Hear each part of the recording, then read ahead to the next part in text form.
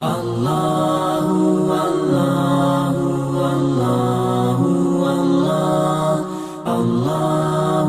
الله الله الله. اعوذ باللہ من الشیطان الرجیم، بسم اللہ الرحمن الرحیم، رب اشرح لی صدری ویسر لی امری واحلل عقدۃ من لسانی یفقہوا قولی۔ اللہم ارنا حقا حقا وارزقنا اتباعہ وارنا باطلا باطلا وارزقنا اجتنابہ۔ السلام علیکم ورحمۃ اللہ وبرکاتہ۔ انشاءاللہ تعالیٰ آج میں آپ کے سامنے سورۃ جمعہ کے اہم نکات کی سمری آپ کے سامنے پیش کروں گی انشاءاللہ تعالیٰ۔ تو شروع کرتے ہیں تلاوت سے۔ بسم اللہ الرحمن الرحیم۔ یسبح للہ ما فی السماوات و ما فی الارض الملک القدوس العزیز الحکیم۔ اور شروع کرتے ہیں اللہ کے نام سے جو بہت بےحد مہربان نہایت رحم کرنے والا ہے۔ اللہ کی تسبیح کر رہی ہے ہر وہ چیز جو آسمانوں میں ہے اور ہر وہ چیز جو زمین میں ہے۔ بادشاہ ہے نہایت مقدس اور زبردست اور حکیم۔ الحمدللہ سورۃ جمعہ کی پہلی جو آیت تھی اس کا میں نے ترجمہ کیا، تلاوت کی الحمدللہ۔ اب دیکھتے ہیں اس کا مرکزی مضمون اور اس کے اہم نکات۔ مرکزی مضمون ہے اس سورت کا رسول اللہ صلی اللہ علیہ وسلم کی بعثت کا مقصد، تزکیہ نفس، اور اہم نکات کہ دین اور دنیا میں توازن اور اعتدال کو ملحوظ رکھنا، یہودیوں کے غرور نسب اور علم سے بچ کر رہنا، اور دین کے اجتماعی احکام پر عمل کرتے ہوئے تزکیہ حاصل کرنا۔ اس کے بعد دیکھتے ہیں کہ اس کا جو ربط ہے سورت کا پچھلی سورت سے، سورت صف جو تھی، سورت صف میں ہم نے دیکھا کہ اس میں جہاد کی کامیابی کے لیے صف بندی اور اتحاد اور اتفاق اور منصوبہ بندی کا حکم دیا گیا، اور اب سورت جمعہ میں کتاب و سنت سے چمٹنے اور اجتماعی نظم کو قائم رکھنے کا حکم دیا جا رہا ہے۔ بتایا جا رہا ہے کہ ورنہ امت مسلمہ بھی یہودیوں کی مانند یعنی کہ ان کی مثال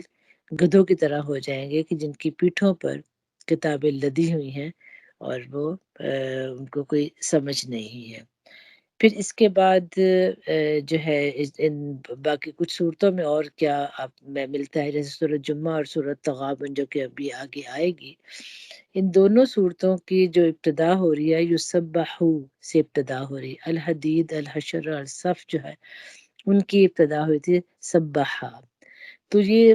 غور و طلب چیز ہے، دو چیزیں۔ سورۃ صف کی پہلی آیت میں تسبیح کے ذکر کے لیے ماضی کا صیغہ استعمال کیا گیا، جبکہ سورۃ جمعہ کے آغاز میں مضارع کا صیغہ یسبح للہ استعمال کیا گیا، کیونکہ فعل مضارع جو ہے اس میں زمانہ حال اور زمانہ مستقبل دونوں کا مفہوم پایا جاتا ہے۔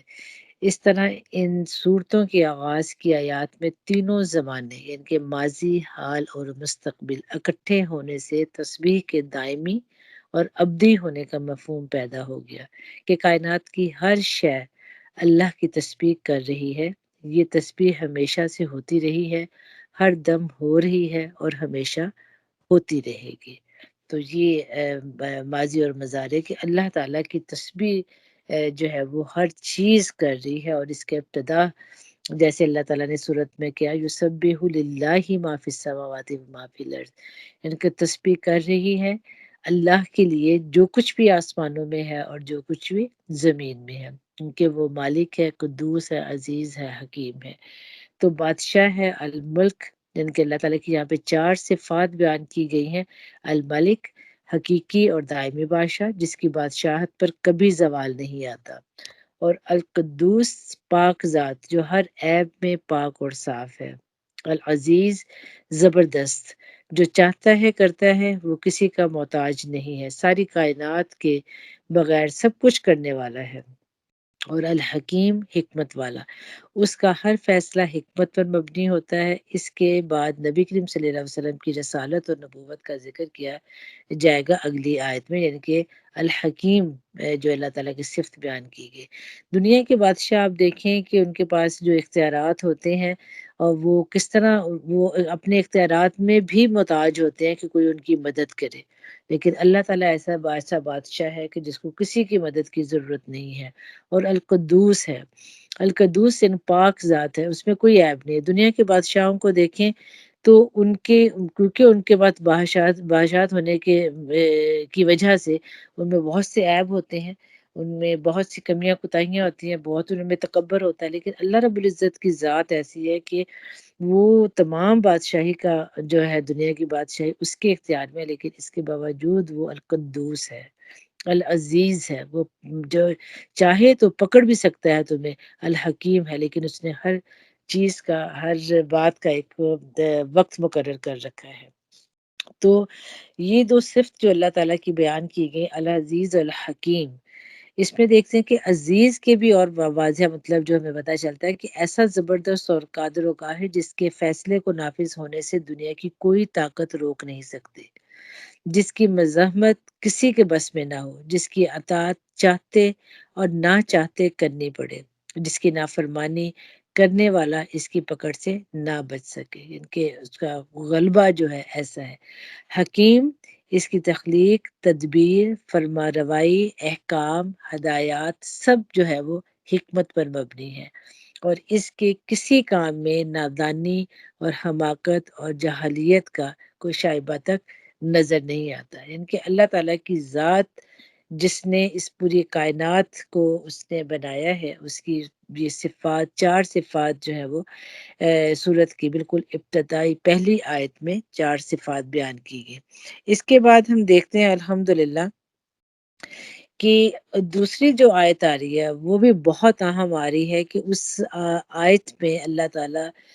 جو آپ صلی اللہ علیہ وسلم کی نبوت کا مقصد بتا رہے، بیسکلی ہماری زندگی کا بھی مقصد بتا رہے، تمہاری زندگی کا کیا مقصد ہے۔ هو الذی بعث فی الامیین رسولا منہم یتلو علیہم آیاتہ ویزکیہم ویعلمہم الکتاب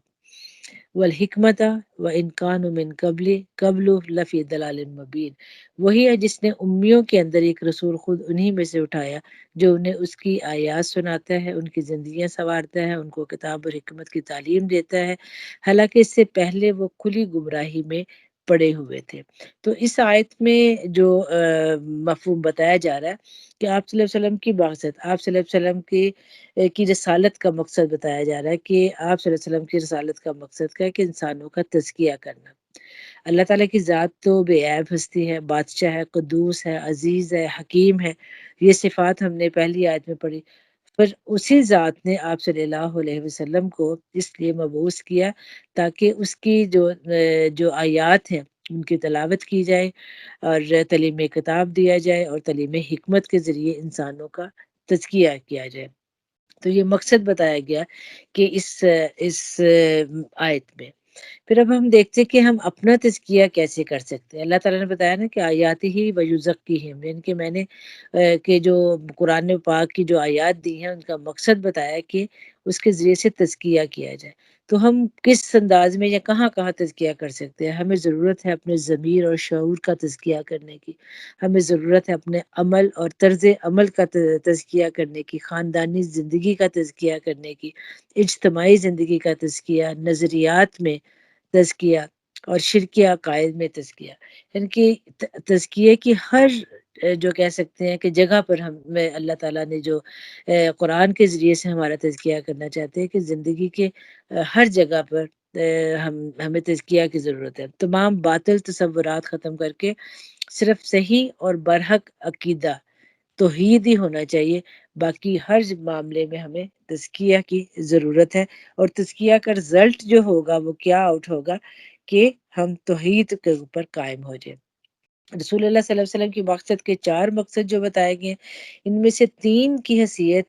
ذرائع کی سی ہے اور ایک کی حیثیت نصب العین ہے، یعنی کہ چار باتیں جو ہم نے پڑھی ہیں اس میں ایک تو نصب العین ہے، باقی تین چیزیں ہیں جو وہ ذرائع ہیں اس نصب العین تک پہنچنے کے لیے۔ تو ذرائع کیا ہیں؟ تلاوت آیات، تعلیم کتاب اور تعلیم حکمت، یہ ذرائع ہیں، اور تینوں کا مقصد انسانوں کا تزکیہ کرنا۔ سو نصب العین کیا ہوگا انسان کا؟ ہونا چاہیے کہ ہمیں تزکیہ حاصل ہو تلاوت آیات سے، تعلیم کتاب سے اور تعلیم حکمت سے تزکیہ حاصل ہو، یہ نصب العین ہونا چاہیے۔ تو تزکیے کے بھی دو مفہوم اس میں پوشیدہ ہیں، ایک یہ کہ ذہن اور عقل کا تزکیہ کہ تاکہ عقیدہ درست ہو جائے، دوسرا اعمال کا تزکیہ، سنت اختیار کرنا اور بدعت سے بچنا۔ اور نیتوں کا تزکیہ ہر کام اللہ کی خوشنودی کے لیے کیا جائے. ان کی یہ بیسک چیزیں. ہو سکتا ہے ہم اپنے اعمال میں تزکیہ کرتے ہوں تو ہماری سوچ جو ہے، عقل ہے، اس میں اتنا جو ہے وہ فطور ہو یا خلل ہو. تو اس لیے یہ ساری چیزیں کور کی گئی کہ ذہن اور عقل کا تزکیہ جو ہے وہ کیا عقیدہ درست ہو جائے، اور اعمال کا تزکیہ کہ سنت اختیار کرنا اور بدعت سے بچنا. تو نیتوں کا تزکیہ کہ ہر کام اللہ کی خوشنودی کے لیے کیا جائے، اور افراد اور اداروں کا تزکیہ معاشرے کی اصلاح کرنا، کہ یہ صرف اپنا نہیں کیونکہ معاشرے کا بھی خیال رکھنا. اب ہم دیکھتے ہیں کہ قرآن پاک میں 4 ڈفرنٹ جگہوں پر یہ آیات آئی. سب سے پہلے سورۃ البقرہ کی 129 آیت میں آیا ربنا وبس فیہم رسولا منہم یتلو علیہم آیاتہ ویعلمہم الکتاب والحکمت ویزکیہم انک انت العزیز الحکیم. پھر دوسرے سپارے میں سورۃ البقرہ میں 151 پر آیا کما ارسلنا فیکم رسول منکم یتلو علیکم آیاتنا ویزکیکم. اور پھر چوتھے سپارے میں آیا سورۃ آل عمران میں لقد من اللہ علی المؤمنین اذ بعث فیہم رسول من انفسہم یتلو علیہم آیاتہ ویزکیہم. اور پھر یہاں پر سورۃ جمعہ میں آیا هو الذی بعث فی الامیین رسولا منہم آیات یتلو علیہم آیاتہ ویزکیہم. اب یہاں پر اگر ان کی ترتیب دیکھیں، سمجھنے کی کوشش کریں، ان کی اتنا اہم ایک ذمہ داری ہے یا کام کرنے کا کہ جس میں اللہ تعالیٰ بتا رہے ہیں کہ بھی سورۃ البقرہ کی بالکل جو پہلی جو 129 آیتیں آئی ہیں، آیت میں آیا کہ وہ حضرت ابراہیم علیہ السلام کی دعا تھی. اور حضرت ابراہیم علیہ السلام نے دعا جو کی ہے وہ کیا کی ہے کہ اللہ تعالیٰ ان کو ان کے اندر ایسا رسول بھیج جو ان کے لیے تلاوت کرے اور ان کو تعلیم دے کتاب کی، حکمت کی، اور ان کا تزکیہ کرے، اور تو زبردست اور حکیم ہے. اور پھر جو دوسرا ہے کما ارسلنا فیکم رسولا منکم یتلو علیکم آیاتنا. تو یہاں پر اللہ تعالیٰ کہتے ہیں کہ میں جیسے ہم نے تم میں رسول بھیجا اور وہ پڑھتا ہے تم پر جو ہے وہ ہماری آیات، اور وہ تمہیں پاک کرتا ہے. یہ کہا جاتا ہے کہ یہ جو آیات ہیں یہ جو ہے یہ ان کے لیے منافقین کے لیے نہیں سوری یہ منافقین کے لیے، عرب والوں کے لیے، یعنی کہ جو مشرکین تھے ان کے لیے یہ آیات ہے. تو پھر اس کے بعد جو سورۃ ال عمران میں ہے لقد من اللہ علی المؤمنین، یعنی کہ البتہ تحقیق احسان کیا اللہ تعالیٰ نے مومنین میں جب بھیجا ان میں ایک رسول انہی میں سے، وہ پڑھتا ہے ان پر اس کی آیات اور ان کا تزکیہ کرتا ہے. تو یہ جو ہے یہ منافقین کے لیے، کہ جب ہم سورۃ العمران پڑھتے ہیں تو ان میں منافقین کا بہت ذکر آتا ہے. اور یہ جو آج سورۃ جمعہ کی ہے هو الذی بعث، کہ وہی اللہ تعالیٰ کی ذات ہے جس نے بھیجا امیوں میں ایک رسول، انہی میں وہ پڑھتا ہے ان پر اس کی آیات اور اس کا تزکیہ کرتا ہے. جو اب ہم دوسری بات اس میں غور کرنے کی یہ ہے کہ جب حضرت ابراہیم علیہ السلام نے دعا کی تو ان کا جو دعا کی ایک ترتیب تھی کہ یا اللہ کہ ان میں ایسا رسول بھیج جو کہ تیری وہ آیات کی تلاوت کرے اور ان کو کتاب کی تعلیم دے اور ان کو حکمت اور ان کا تزکیہ کرے. لیکن باقی جو 3 آیات ہیں ان میں ترتیب کچھ اللہ تعالیٰ نے اس طرح رکھی ہے کہ جو رسول آئے گا وہ تم پر کتاب پڑھے گا اور اس کے ذریعے سے تزکیہ کرے گا، یعنی کہ تلاوت کرے گا، تزکیہ کرے گا، اور تمہیں کتاب سکھائے گا اور تمہیں حکمت جو ہے وہ تمہیں سکھائے گا. تو یہاں پر تزکیہ پہلے آ گیا. دوسری آیت میں بھی ہم دیکھتے ہیں آیاتی یزکی ویعلمہم الکتاب، تو تزکیہ پہلے آ گیا. تو تلاوت کا مطلب ہوتا ہے کہ پیچھے چلنا، نقش قدم کے اوپر چلنا. تو ہم آپ صلی اللہ علیہ وسلم کی پیروی کرتے ہوئے جب ہم اپنا تزکیہ کریں گے تو آگے ہمیں جو ہوگا وہ قرآن پاک اور پھر حکمت اور پھر اس کے بعد یعنی کہ وہ تعلیم جو آتی ہے، حکمت آ جاتی ہے، تعلیم آ جاتی ہے. تو الحمدللہ یہ بہت ہی اہم جو آیات ہیں، یہ جو دوسری آیت ہے سورۃ جمعہ کی اور باقی جو آیات ہیں اس کے حوالے سے آپ سوچتے ہیں کہ یہ بات ہے کہ حکمت جو ہے وہ لفظ کہاں سے ہے؟ حکم. حکمت کا لفظ حکم سے ہے، کسی چیز کی اصلاح کے لیے اسے روکنا یا لگام دینا، ایسا حکم یا فیصلہ جس سے کسی ظلم اور زیادتی سے روکا جائے. کیونکہ اللہ تعالیٰ نے کہا نا کہ انہیں حکمت کا تزکیہ کرے اور انہیں حکمت سکھائے، اس کی تعلیم دے. تو ایک کسی کا قول ہے کہ عقل سوال کرتی ہے، علم جواب دیتا ہے، اور حکمت صحیح فیصلہ کرتی ہے۔ تو حکمت بیسیکلی جو مین جو چیز ہے کہ وہ صحیح فیصلہ کرنے کی صلاحیت دیتی ہے۔ تو حکمت کا مطلب بھی یہی ہے، صحیح وقت پر، صحیح موقع پر صحیح فیصلہ کرنا۔ اس میں ہم دیکھتے ہیں کہ اس آیت کے بالکل جو آخری بٹ آتا ہے، وَإِنْ كَانُوا مِن قَبْلُ لَفِي ضَلَالٍ مُبِينٍ، کہ تم اس سے پہلے جو تھے تم سری گمراہی میں جو تھے وہ کھلی گمراہی میں تم پڑے ہوئے تھے۔ تو اس پہ کہا جاتا ہے کہ جیسے نجاشی کے دربار میں جب گئے تھے مسلمان ہجرت کر کے، تو وہاں پر جب اس نے پوچھا تھا کہ تو آپ صلی اللہ علیہ وسلم کے بارے میں،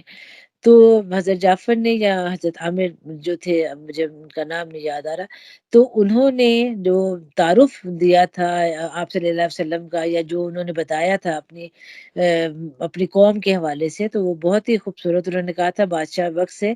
کہ ہم ایک جاہل قوم تھے، بتوں کو پوجتے تھے، مردار کھاتے تھے، فحاشی کرتے تھے، صلہ رحمی نہ کرتے تھے، پڑوسیوں کا کوئی خیال نہ رکھتے تھے، ہم میں سے زور آور کمزور کو کھا جاتا تھا۔ ایسے حالات میں تھے کہ اللہ نے ہم میں ایک رسول بھیج دیا، اس نے دعوت دی، اور ہم ایک ہی خدا کو پکارے اور اس کی بندگی کریں۔ ہم اس کے نسب کو جانتے ہیں، اس کی صداقت سے واقف ہے، اس کی امانت اور عفت کو ہم پہچانتے ہیں، اس نے دعوت دی، اور ہم صرف اللہ واحد لا شریک کو پکارے، اور اس کے علاوہ ہم جو بتوں اور پتھروں کی بندگی کرتے ہیں اسے ترک کرتے ہیں۔ اور وہ کہتا ہے کہ تم سچ کہو، امانت ادا کرو، صلہ رحمی کرو، پڑوسی کے ساتھ اچھا تعلق قائم کرو، حرام چیزوں سے اور خون ریزی سے بچو۔ اس نے ہمیں ہر قسم کے فحش کاموں سے روکا، جھوٹ سے روک دیا، یتیم کا مال کھانے سے روکا، پاک دامن عورتوں پر تہمت لگانے سے روکا، حکم دیا کہ اللہ کی بندگی کرے اور کسی کو اس کے ساتھ شریک نہ کرے۔ وہ ہمیں نماز اور روزے اور زکوٰۃ کا حکم دیتا ہے۔ تو آپ دیکھیں کہ یہ جاہلیت کی کیسی تصویر ہے یہاں پر، اور اس جاہلیت سے آپ صلی اللہ علیہ وآلہ وسلم نے کس طرح تزکیہ کیا صحابہ کرام کا، کہ کیسا انہیں ایک دیا خوبصورت انداز زندگی کا ان کو دیا، کہ تاکہ وہ اپنی زندگی کو بہترین طریقے سے گزار سکے۔ تو ہمیں بھی یہی دیکھنے کی ضرورت ہے کہ ہم جو ہے کس طرح اپنی زندگی کا میں تزکیہ کر سکتے ہیں۔ آیت 3 میں اللہ تعالیٰ پھر آگے فرماتے ہیں کہ اللہ تعالیٰ نے اچھا، اور اس رسول کی باسط ان دوسرے لوگوں کے لیے بھی ہے جو ابھی ان سے نہیں ملے ہیں، یعنی کہ آپ دیکھیں کہ جیسے ہم ہیں کہ 1400 سال بعد بھی الحمدللہ کہ ہم قرآن پڑھ رہے ہیں، اور آپ صلی اللہ علیہ وسلم کی سیرت پڑھ رہے ہیں، اور آپ صلی اللہ علیہ وسلم پر ایمان لے کر آ رہے ہیں، یہ ہماری خوش قسمتی کہ اللہ تعالیٰ کہتے ہیں کہ اللہ تعالیٰ کھلی گمراہی میں سے جو ہے وہ لوگوں کو نکالتا رہے گا قیامت تک، جو نکل نہ جائیں گے۔ وَهُوَ الْعَزِيزُ الْحَكِيمُ، پھر وہی صفت اللہ تعالیٰ کی آئی ہے کہ اللہ تعالیٰ زبردست ہے، اور اللہ تعالیٰ کی ذات جو ہے وہ حکیم ہے۔ ذَلِكَ فضل اللہ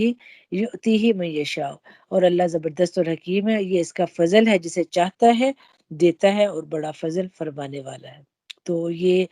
جو اللہ تعالیٰ نے تعلیمات دی ہیں آپ صلی اللہ علیہ وسلم کے ذریعے سے، ان تعلیمات سے ہم کتنا فیض یاب ہوتے ہیں، کتنا ہم اس سے سیکھتے ہیں، قرآن سے ہم کتنا تعلق مضبوط کرتے ہیں، اور اس سے کیا کچھ ہم حاصل کرتے ہیں، یہ ہمارے اوپر ہے۔ یہ تو اللہ تعالیٰ نے ہمیں عطا کر دیا، اب ہمارے اوپر ہے کہ ہم اس کے بارے میں کیا فیصلے کرتے ہیں۔ پھر اللہ تعالیٰ فرما رہے آگے یہود کے حوالے سے کہ جن لوگوں کو تورات کا حامل بنایا تھا، مگر انہوں نے اس کا بھار نہ اٹھایا، اور ان کی مثال اس گدھے کی سی ہے جس پر کتابیں لدی ہوئی ہوں۔ اس سے بھی زیادہ بری مثال ہے ان لوگوں کی کہ جنہوں نے اللہ کی آیات کو جھٹلا دیا، ایسے ظالموں کو اللہ ہدایت نہیں دیتا۔ ان سے کہو کہ اے لوگوں جو یہود بن گئے ہو، اگر تمہیں یہ گھمنڈ ہے کہ باقی سب لوگوں کو چھوڑ کر بس تم ہی اللہ کے چہیتے ہو، تو موت کی تمنا کرو اگر تم اپنے اس ظلم میں سچے ہو، لیکن یہ ہرگز اس کی تمنا نہ کریں گے اپنے ان کرتوتوں کی وجہ سے جو یہ کر چکے ہیں، اور اللہ ان ظالموں کو خوب جانتا ہے۔ ان سے کہو کہ جس موت سے تم بھاگتے ہو وہ تو تمہیں آ کر رہے گی، پھر تم اس کے سامنے پیش کیے جاؤ گے جو پوشیدہ اور ظاہر کو جاننے والا، عالم الغیب والشہادہ، وہ حاضر اور غیب جو تمہارے اندر ہے اور جو تم ظاہر کرتے ہو، ہر چیز کے بارے میں اللہ تعالیٰ کو پتہ ہے، اور وہ تمہیں بتا دے گا جو کچھ تم کرتے رہے ہو۔ تو یہ ان کی حالت بتائی گئی ہے، اور ہم اپنی حالت پہ بھی تھوڑا سا جائزہ لیں۔ قرآن کے حوالے سے سورۃ فاتر میں اللہ تعالیٰ فرماتے ہیں ان الذین یتلون کتاب اللہ واقاموا الصلاۃ، کہ جو لوگ کتاب اللہ کی تلاوت کرتے ہیں اور نماز قائم کرتے ہیں، اور جو کچھ ہم نے انہیں رزق دیا اس میں سے کھلے اور چھپے خرچ کرتے ہیں، یقیناً وہ ایک ایسی تجارت کی توقع رکھتے ہیں جس میں ہرگز خسارہ نہ ہوگا۔ تو جو قرآن کے اوپر چلنے والے لوگ ہیں، پھر اللہ تعالیٰ فرما رہے ہیں اسی میں کہ تاکہ اللہ ان کے اجر پورے کے پورے ان کو دے اور مزید اپنے فضل سے ان کو عطا فرما دے، بے شک اللہ بخشنے والا ہے اور قدردان ہے۔ پھر اللہ تعالیٰ فرما رہے ہیں کہ ثم اورثنا الکتاب الذین نصطفینا من عبادنا، کہ پھر ہم نے اس کتاب کا وارث بنا دیا ان لوگوں کو جنہیں ہم نے اس وراثت کے لیے اپنے بندوں میں سے چن لیا تھا، اور اب کوئی تو ان میں سے اپنے اوپر اپنے نفس پر ظلم کرنے والا ہے، کوئی بیچ کا راستہ اختیار کرتا ہے، اور کوئی اللہ کے اذن سے نیکیوں میں سبقت کرنے والا ہے۔ یہی بہت بڑا فضل ہے۔ تو جو پیچھے اللہ تعالیٰ نے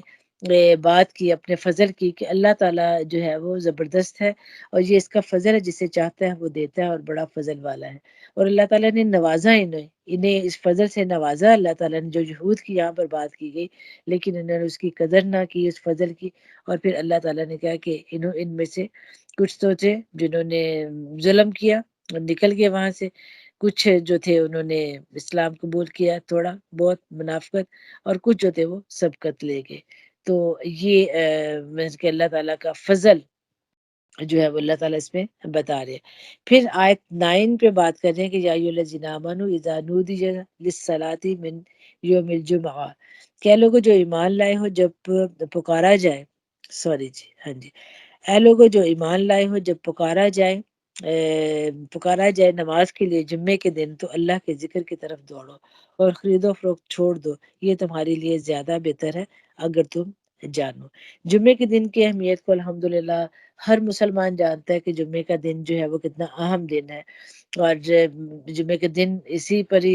یہ سورت کا نام بھی جمعہ ہے۔ جمعے کا جو دن ہے اس حوالے سے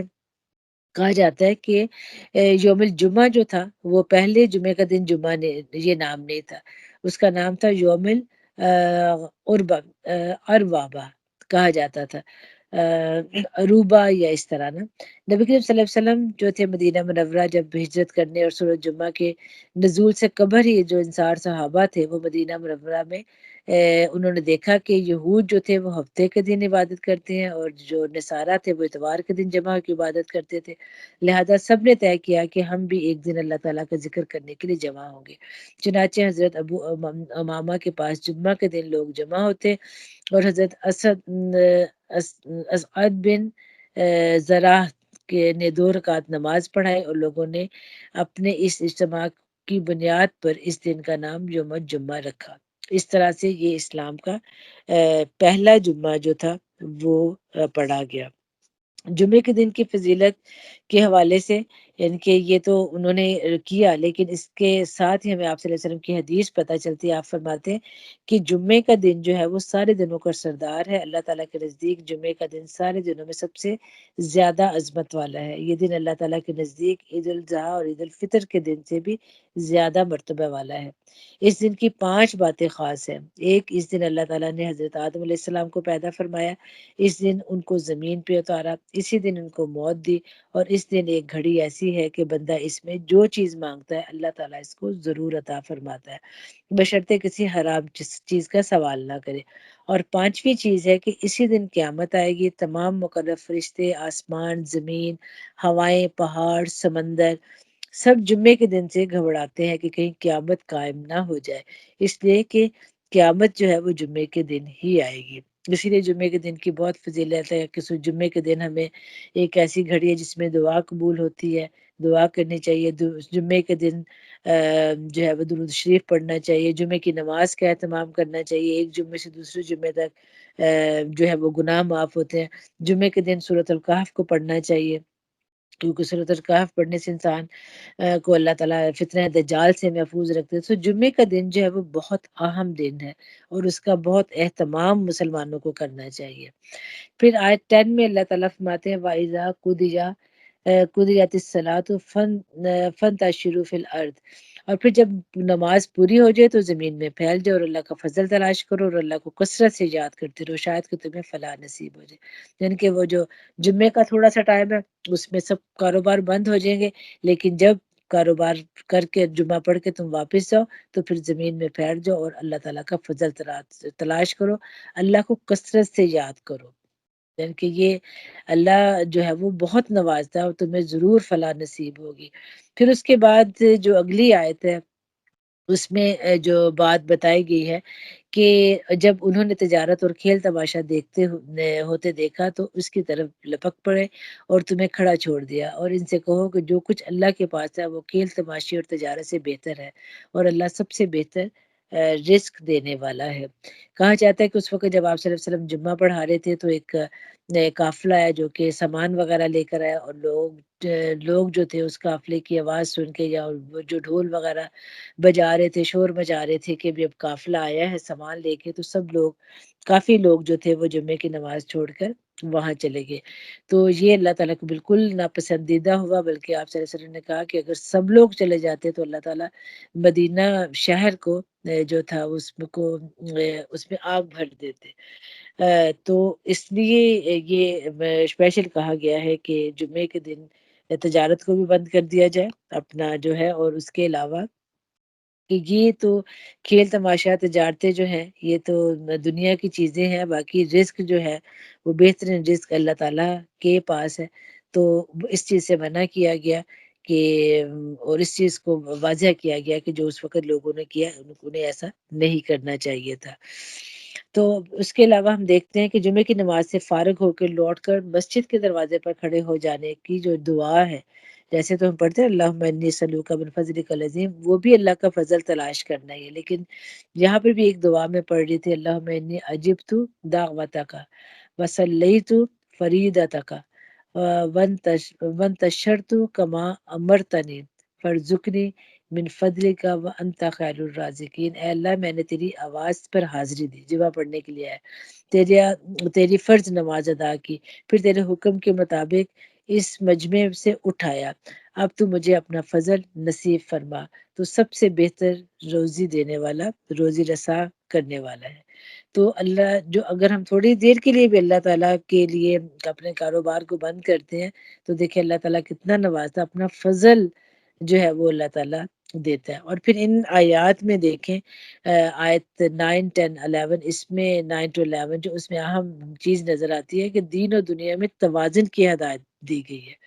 کہ تم نے عبادت بھی کرنی ہے جمعے کی اور تم نے اپنے کاروبار بھی چلانے ہیں، دونوں کے ساتھ جو ہے وہ اس کو توازن رکھنا ہے کہ کسی کہ مسلمان جو ہے وہ تجارت چھوڑ کے نماز اور ذکر اللہ کی طرف دوڑے، تجارت کو چھوڑ دے اور ذکر اللہ کی طرف دوڑے، اور پھر نماز سے جب فارغ ہو تو فضل اللہ کی طرف نکل پڑے، اس کی تلاش میں چلا جائے، پھر اس کے بعد دوبارہ ذکر اللہ میں مشغول ہو جائے۔ اس طرح دین اور دنیا میں توازن پیدا کرے، جن کے محض تجارت اور لاہ اور لہو میں دل نہ لگائے بلکہ اللہ کو رازق سمجھ کر اسی کی یاد پہ جو ہے وہ توجہ رکھے، اور پھر وہ جو کرے گا تجارت بھی کرے گا وہ بھی اللہ تعالیٰ کی عبادت ہی ہوگی، رزق حلال جو کمائے گا۔ تو اللہ کا فضل اور اللہ کا ذکر ان دونوں آیات میں، تینوں آیات میں کیا گیا۔ پھر اب دیکھتے ہیں کہ بالکل اختتام پر